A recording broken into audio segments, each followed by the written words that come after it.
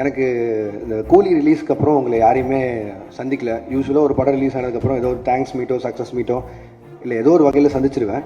இந்த தடவை சந்திக்க முடியல. கிட்டத்தட்ட ஒரு 6 மாதம் இருந்துச்சுன்னு நினைக்கிறேன். அவங்க வந்து என்னை டைரக்ட் பண்ண சொல்லி கேட்டதே எனக்கு பெரிய விஷயமா இருந்தது. ஆனால் எனக்கு அப்போ கைதி 2 இருந்தது. கைதி 2 தான் என்னோட இமீடியட் நெக்ஸ்ட் ஃபிலிமாக இருந்தது. நான் இந்த படம் முடிச்சுட்டு வந்துடுறேங்க, ஏன்னா இது திருப்பி இப்படி ஒரு ஆப்பர்ச்சுனிட்டி கிடைக்காதுன்னு சொல்லிட்டு நான் வந்துட்டேன். எல்லாருக்கும் வணக்கம். முதல்ல எல்லாருக்கும் குடியரசு தின நல்வாழ்த்துக்கள். சுதர்ஷன் சொன்ன மாதிரி அப்படி ஒன்றும் பயங்கரமான ஒரு ப்ரெஸ் மீட்டோ அந்த மாதிரிலாம் ஒன்றும் இல்லை.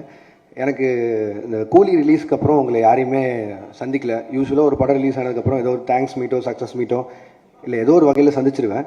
இந்த தடவை சந்திக்க முடியல. கிட்டத்தட்ட ஒரு 6 மாதம் இருந்துச்சுன்னு நினைக்கிறேன். முதல்ல மக்களுக்கு நன்றி. 35 நாள் கிட்ட கூலி தியேட்டரில் ஓடிச்சுன்னு நினைக்கிறேன். நான் வசூல் அதை பற்றி பேச விரும்பல. ஒரு லாபகரமான படம்னு சன் பிக்சர்ஸ் சொன்னாங்க.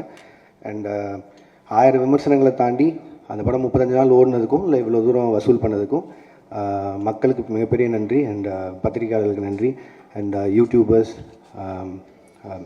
எந்தெந்த வகையில் அந்த படத்தை பற்றி பேசினாங்களோ, மீம் கிரியேட்டர்ஸ், ரிவ்யூவர்ஸ், கிரிட்டிக்ஸ் எல்லாருக்குமே ஒரு மிகப்பெரிய நன்றி. அதில் வந்த கிரிட்டிக்ஸ் வந்து நிறைய விஷயங்கள் என்னை யோசிக்க வச்சுருக்கு. எப்படின்னா, ஸோ இதுதான் எங்கிட்ட எதிர்பார்க்குறாங்க, இந்த மாதிரி கதை சொல்கிறது தான் எதிர்பார்க்குறாங்கிற வரைக்கும் நிறையா விஷயம் நானும் அதில் லேர்னிங்காக எடுத்திருக்கேன். அண்ட் அதை என்னோடய அடுத்தடுத்த படங்களில் அவ்வளோ தூரம் விமர்சனங்கள் இல்லாத படங்களை தர முயற்சி செய்வேன். நன்றி. அண்ட் அதுக்கடுத்து ரஜினி சார், கமல் சார் படம், அதை பற்றியும் நிறையா விமர்சனங்கள் போயிட்டு இருந்தது. என்ன எது கிளாரிட்டி இல்லாமல் அதை பற்றியும் என் சைட்லேருந்து ஒரு கிளாரிட்டி கொடுத்துருன்னு ஆசைப்பட்டேன். கூலி ரிலீஸ் ஆகிற டைமில் 2 பேருமே மீட் பண்ணேன். அண்ட் 2 பேருமே இந்த மாதிரி ஒரு படம் பண்ணலான்னு சொன்னாங்க. எனக்கு அது மிகப்பெரிய ஆப்பர்ச்சுனிட்டி. கிட்டத்தட்ட 46 வருஷம் கழித்து 2 பேரும் ஒன்று சேர்றாங்க அப்படின்னா, அவங்க வந்து என்னை டைரக்ட் பண்ண சொல்லி கேட்டதே எனக்கு பெரிய விஷயமா இருந்தது. ஆனால் எனக்கு அப்போ கைதி 2 இருந்தது. கைதி 2 தான் என்னோட இமீடியட் நெக்ஸ்ட் ஃபிலிமாக இருந்தது. பட் ஆனால் இந்த ஆப்பர்ச்சுனிட்டி மிஸ் பண்ண முடியல. ஸோ அதனால் நான் ப்ரொடக்ஷன் சைடில் சொல்லிவிட்டு நான் இந்த படம் முடிச்சுட்டு வந்துடுறேங்க, ஏன்னா இது திருப்பி இப்படி ஒரு ஆப்பர்ச்சுனிட்டி கிடைக்காதுன்னு சொல்லிட்டு நான் வந்துட்டேன். ஒரு 1.5 மாதம் சின்சியராக எழுதினேன். முடிஞ்ச அளவுக்கு ட்ரை பண்ணேன் 2 பேரையும் வச்சு ஒரு படம் பண்ணுறதுக்கு. 1.5 மாதம் கழித்து நேரில் போய் மீட் பண்ணி 2 பேருக்கும் தனித்தனியாக நரேஷன் போச்சு. 2 பேரும் ஈக்குவலாக எக்ஸைட் ஆனாங்க கதை மேலே. பட் ஆனால் என்னென்னா, 2 பேரும் நிறைய ஆக்ஷன் ஃபிலிம்ஸ் கண்டினியூஸாக பண்ணிகிட்ருக்காங்க.